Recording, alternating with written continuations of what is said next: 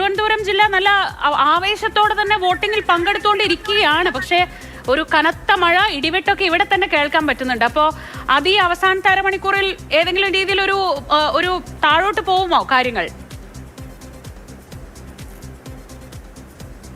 ആ ഇടിവെട്ട് ഈ മുന്നണി പ്രവർത്തകരുടെ, രാഷ്ട്രീയ പ്രവർത്തകരുടെ നെഞ്ചിലും ഒരു ചെറുതായിട്ട് ഇടി വെട്ടിക്കുന്നുണ്ട്. കാരണം അവസാന നിമിഷം അവരുടെ വോട്ടുകളൊക്കെ വരേണ്ടതാണ് ബൂത്തുകളിലേക്ക്. ആ സമയത്താണ് തിരുവനന്തപുരം നഗരത്തിൽ ഇപ്പോൾ ഒരു മഴയും ഇടിയും മിന്നലും ഒക്കെ ആരംഭിച്ചിരിക്കുന്നത്.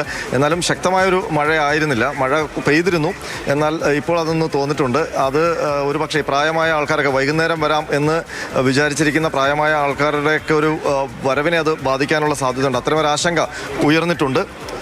ഏതായാലും നമുക്ക് ഈ ഏറ്റവും ഒടുവിൽ വന്ന പെർസെൻറ്റേജ് നോക്കുമ്പോൾ തിരുവനന്തപുരം ജില്ലയിൽ ശക്തമായ മത്സരം നടക്കുന്ന മണ്ഡലങ്ങളിലൊക്കെ വലിയ കനത്ത പോളിംഗ്. അതിൽ ഏറ്റവും ശ്രദ്ധേയമായ കാര്യം നേമത്ത് തന്നെയാണ്. നേമത്ത് 77.87% പോളിംഗ് ആണ് ഇപ്പോൾ രേഖപ്പെടുത്തിയിരിക്കുന്നത്. അത് 85 വരെ എത്തും എന്നുള്ള കാര്യത്തിൽ തർക്കമൊന്നുമില്ല. പക്ഷേ ഞാനിപ്പോൾ നിൽക്കുന്നത് കരമന സ്കൂളിലെ ഈ ബൂത്തിലാണ്. ഇവിടെ സാധാരണഗതിയിൽ ഈ സമയത്ത് വലിയ ക്യൂ രൂപപ്പെടേണ്ടതാണ്. ഇത്തവണ അത് ഉണ്ടായിട്ടില്ല. ഇനിയും കുറച്ച് ആൾക്കാർ കൂടി വോട്ട് ചെയ്യാനുണ്ട് ഇവിടെ. അവർ ഒരു പക്ഷേ വരും എന്നുള്ള പ്രതീക്ഷയിലാണ് ഈ രാഷ്ട്രീയ പ്രവർത്തകരൊക്കെ ഉള്ളത്. അവരൊക്കെ ഇങ്ങനെ ചെയ്യാത്തവരെ വീട്ടിൽ പോയി വിളിച്ചുകൊണ്ട് വന്ന് ചെയ്യിക്കാനൊക്കെയുള്ള നടപടികളാണ് അവസാന നിമിഷം. കാരണം നിയമത്തെ സംബന്ധിച്ച് ഓരോ വോട്ടും പ്രധാനമാണ്. അത്രയേറെ പോളിംഗ് ഇവിടെ നിയമത്ത് നടന്നിരിക്കുന്നു. പക്ഷേ നമ്മൾ മൊത്തം പരിശോധിക്കുമ്പോൾ സാധാരണഗതിയിൽ തിരുവനന്തപുരം മണ്ഡലമാണ് പോളിംഗിൽ പിന്നിൽ പോകാറുള്ളത്. പക്ഷേ അതിപ്പോൾ സംഭവിച്ചിരിക്കുന്നത് വർക്കലയും ആറ്റിങ്ങലും ചിറയൻകീഴുമാണ്. മറ്റെല്ലാ മണ്ഡലങ്ങളിലും 75% മുകളിലേക്ക് പോളിംഗ് വന്നപ്പോൾ വർക്കലയിലും ആറ്റിങ്ങലും ചിറയൻകീഴും അത് ആ ഒരു പ്രത്യേക മേഖലയാണ്, ആ ഒരു ബെൽറ്റാണ്. അവിടെ അത് LDFന്റെ സിറ്റിംഗ് മണ്ഡലങ്ങളാണ്. അവിടെ ഈ മൂന്നിടത്തും BJP ശക്തമായ ഒരു സാന്നിധ്യം അറിയിച്ചിരിക്കുന്ന മണ്ഡലങ്ങളാണ് നമ്മുടെ ഈ തിരുവനന്തപുരം സിറ്റി മണ്ഡലങ്ങൾക്ക് പുറമെ. അപ്പോൾ അവിടെ എന്തുകൊണ്ടാണ് ഇങ്ങനെ പോളിംഗ് കുറയുന്നത് എന്നുള്ളത് ഒരു പ്രശ്നമാണ്. അത് ആർക്ക് അനുകൂലമാണ്? കാരണം ഈ SIR ഒക്കെ കഴിഞ്ഞിട്ട് അവിടെ ഒരു പക്ഷേ 1.5 ലക്ഷം വോട്ടൊക്കെ എല്ലായിടത്തും വോട്ടേഴ്സ് ലിസ്റ്റിലുള്ളൂ. അപ്പോൾ ഈ 70% എന്നൊക്കെ പറയുമ്പോൾ അതിലൊരു ഒരുപാട് കുറച്ച് വോട്ടർമാരായിരിക്കും പോൾ ചെയ്യുക. അപ്പോൾ ഒരു 35,000-40,000 വോട്ടൊക്കെ വരുമ്പോൾ ചിലപ്പോൾ അതായിരിക്കും വിജയിയുടെ വോട്ട് എന്നാണ് നമുക്ക് കരുതേണ്ടത്. ഈ പെർസെന്റേജ് കണക്ക് ഉയർന്നു നിന്നാലും ആക്ച്വൽ വോട്ടുകൾ ഒരു പക്ഷേ കഴിഞ്ഞ തവണത്തേതിന്റെ അത്ര വന്നേക്കില്ല. അങ്ങനെ ഒരു നിരീക്ഷണം ഉണ്ടോ? തീർച്ചയായിട്ടും. കാരണം എന്താ വെച്ചാൽ ഇപ്പം നേമത്ത് 2 ലക്ഷം വോട്ടർമാരായിരുന്നു കഴിഞ്ഞ വർഷം വോട്ടേഴ്സ് ലിസ്റ്റിൽ ഉണ്ടായിരുന്നത്. അത് SIR കഴിഞ്ഞപ്പോൾ ഏതാണ്ട് 38,000 വോട്ടർമാർ ഔട്ടായി. അതിൽ 1,40,000 സംതിങ് മാത്രമേ ഇപ്പം വോട്ടേഴ്സ് ലിസ്റ്റിലുള്ളൂ. അതായത് കഴിഞ്ഞ വർഷം നേമത്ത് പോൾ ചെയ്ത വോട്ടർമാരുടെ അത്രയും എണ്ണം മാത്രമേ ഇപ്പോൾ വോട്ടേഴ്സ് ലിസ്റ്റിലുള്ളൂ.